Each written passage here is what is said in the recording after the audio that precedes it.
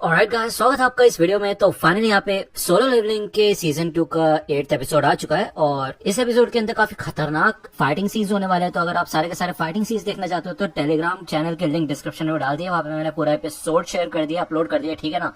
कोई लिंक वगैरह नहीं, डायरेक्ट एपिसोड, तो जाके वहाँ पे एपिसोड एंजॉय कर सकते हो। अभी के लिए वीडियो शुरू कर लेते हैं, बाकी बातें वीडियो के एंड में कर लेंगे। एपिसोड की शुरुआत में यहाँ पे हमें फिर से डीमन कासल का सीन दिखाया जाता है और अब आपको याद होगा यार, यहाँ पे जिन्वो ने कुछ डीमन नाइट्स का सामना किया था और उनमें से कुछ को उसने मार दिया होता है। यहाँ पे जो डीमन का मतलब ये नाइट लीडर होता है उससे वो लड़ रहा होता है और जैसे वो यहाँ पे उसको मारने वाला होता है तभी यहाँ पे एक बंदी की आवाज आती है और वो कहते हैं कि रुको रुको रुको, मैं हार मानती हूँ, प्लीज मेरी जान बख्श दो। तो यहाँ पे जिन्वो सोचते है कि क्या ये बोल कैसे सकता है, मतलब यार आपको पता होगा ज्यादातर डीमंस बोल नहीं पाते, तो वो उसका मास्क उतारता है तो वो देखते हैं यहाँ पे एक लड़की होती है, मतलब लड़की तो नहीं बोलूंगा, डीमन ही है, एल्फ टाइप। वो यहाँ पे माफी मांग लेती है जिन्वो से। जिन्वो कहते पहले तो तुमने हमारे ऊपर हमला किया और अब तुम भीख मांग रहे हो तुम्हें माफ करने के लिए, और वैसे भी मैंने तुम्हारे दोस्तों को तो मार दिया है। तो ये बंदी कहती है कि देखो ऐसी बात है कि मैं तो इनकी लीडर हूँ, तो ऑब्वियसली बात है ये लोग भी यही चाहते थे कि मैं बच जाऊं, है ना। तो जिन्वो ऐसे जाने लगता है तो ये बंदी बोलती है कि इसको एक चांस मिल गया अटैक करने का। वो यहाँ पे जिन्वो को पीछे से अटैक करती है, लेकिन इधर टस्क अपने हेम ऑफ प्रोटेक्शन का इस्तेमाल करके एक शील्ड बना देता है,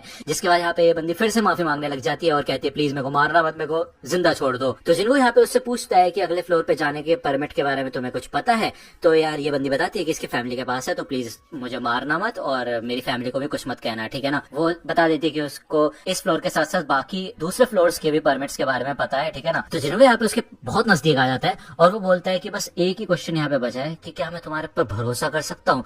तो ये बंदी कहती है हाँ हाँ यार ठीक है कर सकते हो। तो यार वो काफी ज्यादा डर जाती है और जिन्वो कहते हैं ठीक है फिर अगर तुम मेरे को परमिट दे दोगे तो मैं तुम्हें कुछ भी नहीं कहूंगा, ओके। दूसरा यहाँ पे हमें दिखाया जाता है इस आइलैंड का सीन और इस आंट ने यहाँ पे आतंक मचा दिया होता है भाई। इस अकेली आंट ने काफी लोगों को खा गई होती है और ये यहाँ से खा के पी के उड़ जाती है। दूसरा यहाँ पे हमें फिर से जिन्वो का सीन दिखाया जाता है। वो इससे पूछते हैं कि तुम हो कौन, तो वो अपना इंट्रोडक्शन देती है कि इसका नाम एसल है और वो राडेरो फैमिली से बिलोंग करती है। जिन्वो इससे पूछता है कि क्या तुम्हारे दिमाग में कोई वॉइस तुम्हें सुनाई देती है इंसानों को मारने के लिए। तो एसल कहती है कि क्या वॉइस नहीं, लेकिन हमें एक अजीब चीज सुनाई देती है जो कि कहती है कि हमें इस जगह को प्रोटेक्ट करना है। जिन्वो पूछते हैं ये आवाजें तुम्हें कब से सुनाई दे रही है। तो एसल बताती है कि जब से वो यहाँ पे आई है। तो जिन्वो कहता है क्या मतलब है यहाँ पे आई है, इससे पहले कहाँ पे थी। तो एसल बताती है कि इससे पहले वो डीमन रेल में थी। जिन्वो से पूछता है कि वहां पे तुम क्या कर रही थी। तभी इधर हमें दिखाया जाता है कि एसल की बॉडी के ऊपर टेक ओवर कर लिया जाता है और भाई ऐसा लगता है कि उसको कोई और कंट्रोल कर रहा है। वो ये कहते हैं कि हम लोग वहां पे वॉर के प्रिपरेशन कर रहे थे।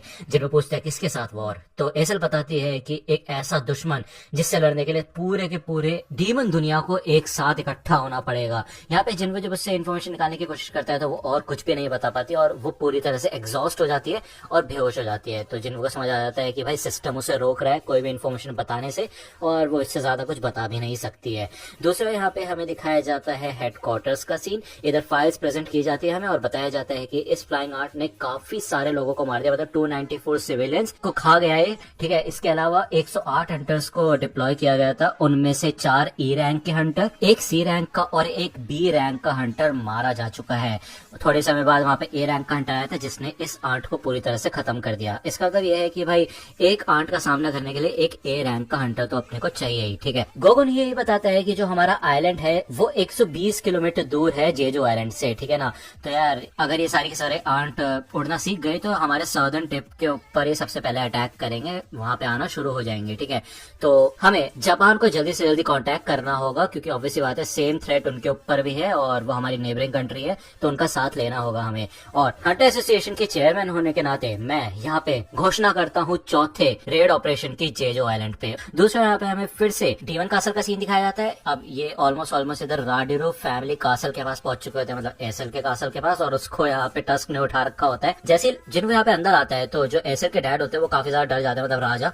वो बोलता है कि ये तुम किसे लेके आ गई एसल, तुम अंधी हो गए, तुम्हें दिखाई नहीं दे रहा कि इसके पास कितने सारे सोल्जर्स हैं इसकी शैडो के अंदर।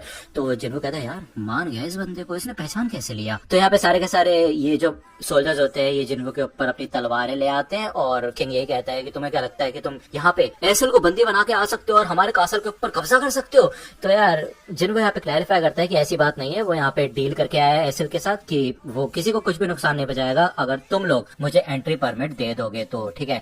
तो यार किंग को ये बात पता होती है कि जिन्वो ने वल्कन और मेटस को हरा दिया था आसानी से, तो ऑब्वियस बात है इनका तो कोई चांस बनता ही नहीं है जिन्वो के सामने। तो ये लोग शांति से यहाँ पे ये 81st फ्लोर का एंटी परमिट जिन्वो को दे देते हैं और राजा यही कहता है कि ठीक है फिर निकलो यहाँ से, तुम्हारा काम हो गया ना। तो जिन्वो जाने से पहले ये कहता है कि एक और चीज मैं इसको लेना चाहता हूँ।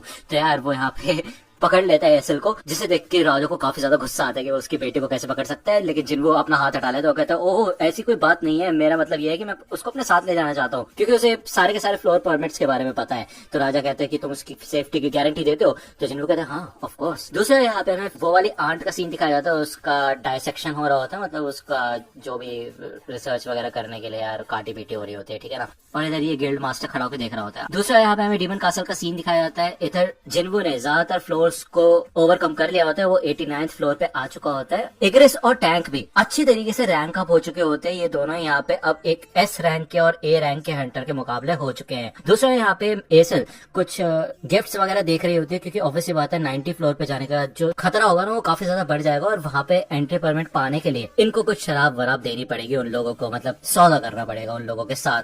तो जिनको कहते देखो उसकी कोई जरूरत नहीं है, क्योंकि ऑब्वियसली बात है तुम खुद बताओ, अगर मैं तुम लोगों से कमजोर होता तो तुम इतनी आसानी से मेरे साथ डील कर लेते या फिर मेरे को एंट्री परमिट देते। जिनको के कहने का मतलब ये है कि लड़के ही वो सबके सब कासल से उनके एंट्री परमिट छीन लेगा और इस जगह के ऊपर राज कराएगा राडिसो फैमिली का। तो एसल कहते हैं कि वो तो राडिरो फैमिली है, लेकिन आप इतना कुछ क्यों कर रहे हैं, आपने मेरी फैमिली को क्यों छोड़ा, उनको बख्श क्यों दिया आपने, उनको मारा क्यों नहीं। तो जिनको कहता है क्योंकि मैं तुम्हें पसंद करने लगा हूँ। तो यार एसल यहाँ पे काफी ज्यादा शर्माने लग जाती है। जिनको मन में कहता है कि वैसे देखा जाए तो एसल और जिन्हो ये दोनों के दोनों दिमाग से थोड़ा लूज है, और ऐसे लोगों के साथ मेरी बनती भी है। यहाँ पे जिन्हो एसल को वापस जाने के लिए कहते हैं, क्योंकि ऑब्वियसली बात है आगे वाले फ्लोर्स पे खतरा बढ़ने वाला है। लेकिन एसल यहाँ पे काफी परेशान हो जाते हैं। वो कहती है आपको क्या लगता है मैं एकदम नाकारा हूँ, बेकार हूँ, मैं आपको और भी ज्यादा अकम्प्लिश करते हुए देखना चाहती हूँ, इसलिए मैं आपके साथ चलना चाहती हूँ। तो जिन्हो मान जाता है। जैसे 90th फ्लोर पे आते हैं ये लोग, तो यार जो नंबर होता है बीस्ट का वो भी बढ़ जाता है और इनका लेवल भी काफी ज्यादा बढ़ जाता है, जिनको आसानी से इन सबका सामना करता है। दूसरा यहाँ पे हमें चॉय जोंग इन का सीन दिखाया जाता है, और चाहे भी इधर शामिल होती है। चाहे को सारी इन्फॉर्मेशन बता देता है चॉय जोंग इन जेजो आइलैंड रेड के बारे में, कि सारे के सारे एस रैंक के हंटर्स को जाना होगा जेजो आइलैंड रेड पे। चाहे कहते इसका तो ये है कि संग जिन्हो भी जाएगा। तो चॉय जोंग इन कहता है हाँ देखो हमें बस ये है कि वहां पे जाके सारी की सारी आंट्स को मारना है और कुछ नहीं। और वैसे भी आज कुछ बड़े बड़े हंटर्स गिल्ड के साथ हमारी मीटिंग होने वाली है, ठीक है। हमें दिखाया जाता है कि जिन्हो फाइनली इधर 100th फ्लोर पे पहुंच चुका होता है, और जैसे वो इधर आते हैं काफी बड़ा ड्रैगन इधर आता है और उस ड्रैगन के ऊपर सवार होता है बैरन डीमन मोनार्च। अब भाई ये मोनार्च है, इसके लिए मैं एक अलग से रिव्यू वीडियो बना दूंगा, ये एक्सप्लेनेशन वीडियो, इसलिए ज्यादा एक्सप्लेन एपिसोड पे रखते हैं ना कि कैरेक्टर्स पे। जिनको इसको देख के समझ जाता है कि इसका ऑरा इतना खतरनाक है कि भाई ये एसल को भी महसूस हो पा रहा होता है। अब उसको खुद डाउट होने लग जाता है कि क्या वो उसको हरा सकता है या फिर नहीं। और सबसे खतरनाक बात है ये उड़ने वाला, जिसका नाम होता है केसेलिन, जो कि एक वेवेरन होता है। इसे देख के यहाँ पे जिनको समझ आ जाता है कि इसका तो ये है कि बैरन सिर्फ डीमंस को ही नहीं बल्कि ऐसे ड्रैगन्स को भी कंट्रोल कर सकता है। अब यहाँ पे हमें दिखाया जाता है कि यार बैरन इधर काफी सारे पोर्टल्स खोल देता है, जिसमें से काफी सारे डीमन बाहर निकल के आते हैं और ये सारे के सारे चारों तरफ से घेर लेते हैं जिन्हो और एसल को, ठीक है। ये सबके सब यहाँ पे आगे बढ़ना शुरू हो जाते हैं। एसल तो काफी ज्यादा डरने लग जाती है और भाई ये एकदम से चार्ज करते हैं, आगे भागते हैं। तभी यहाँ पे अपने मोनार्च डोमेन का इस्तेमाल करता है जिन्हो और सारे के सारे सोल्जर्स को बाहर निकाल देता है। अब यहाँ पे काफी खतरनाक लड़ाई होना शुरू हो जाती है। इधर टस्क अपने ऑर्ब का इस्तेमाल करके भाई आग मचा देता है। भाई खतरनाक सीन्स, ये सारे के सारे फाइट सीन्स देखना मत भूलना, टेलीग्राम चैनल पे एपिसोड अपलोड कर रखा है। इस बार लिंक नहीं है, इस बार पूरा एपिसोड है। तो एसल तो ये फाइट देख के काफी ज्यादा शॉक हो जाती है। वो कहती है मुझे नहीं पता था ये ऐसे भी लड़ सकता है। लेकिन दिक्कत वाली बात यह है कि एसल एक डीमन है और बैरन यहाँ का किंग है। तो ऑब्वियस सी बात है यहाँ पे एसल को किसका साथ देना चाहिए, यहाँ के किंग का या फिर जिन्हो का जो कि बाहर से आया है। रूल्स के हिसाब से तो जिन्हो को मार देना चाहिए। इधर हमें दिखाया जाता है कि यार बैरन के पास काफी खतरनाक एबिलिटी होती है मुंह से बिजली छोड़ने की। वो इधर आसमान में बिजली छोड़ता है और एक बादल बना देता है बिजली का, जिससे कि सारे के सारे जो ये शैडो सोल्जर्स होते हैं ना उनकी वाट लग जाती है। इनमें से एक बिजली इधर एसल की तरफ बढ़ रही होती है, लेकिन अपने केप से इधर जिन्हो उसे भी बचा लेता है और उसको समझ आ जाता है कि ये कोई आम लाइटनिंग नहीं है, इससे काफी बड़ा डैमेज मिला है उसको और अगर ये दोबारा हुआ तो उसके माना लेवल्स खत्म हो सकते हैं। तो सबसे पहले इसको निपटाना पड़ेगा उसे। जिन्हो यहाँ पे अपने स्टेल्थ मोड का इस्तेमाल करके आगे बढ़ता है और वो यही सोचता है कि वो इस विवरण के मतलब इस ड्रैगन के पंखों को काट देगा। लेकिन भाई बैरन उसके इस अटैक को रीड कर लेता है, मतलब भाई गायब हुआ होता है जिन्हो, उसके बाद भी उसे देख लेता है इजीली। यहाँ पे काफी खतरनाक अटैक करना शुरू करता है बैरन इधर जिन्वो के ऊपर, और ये होमिंग टाइप का अटैक होता है जो कि जिन्वो के पीछे ही पड़ जाता है। तो यहाँ पे इग्रेस और टस्क को बुलाता है। टस्क इधर अपने इस ऑर्ब का इस्तेमाल करके काफी खतरनाक टक्कर देता है बैरन को, और दूसरी ओर इधर इग्रेस अपनी तलवार फेंक के मारते हैं जिससे कि ये ड्रैगन की जो गर्दन होती है वो कट जाती है और ये नीचे गिर जाता है। अब यार बैरन फाइनली जमीन पे आ चुका होता है। जिन्वो ये कहता है कि चलो अच्छी बात है तुम जमीन पे आ गए, क्योंकि ऊपर देखते देखते मैं सच में काफी ज्यादा थक गया था। दूसरा यहाँ पे हमें हंटर एसोसिएशन का सीन दिखाया जाता है। अब यार ये लोग आए होते हैं यहाँ पे ड्रॉन स्वॉर्ड गिल्ड से, ठीक है। ये बंदी यहाँ पे होती है, इसका नाम होता है हानेकावा, और वो इंट्रोडक्शन देती है गोटो रियोजी का, जो कि इनका गिल्ड मास्टर होता है। गोगुन ही बताता है कि यार जापान का सबसे बड़ा गिल्ड है इन लोगों का, और इसका जो ऑरा है वो सच में काफी खतरनाक है। बनता ही है ये गिल्ड मास्टर है तो लग भी रहा है।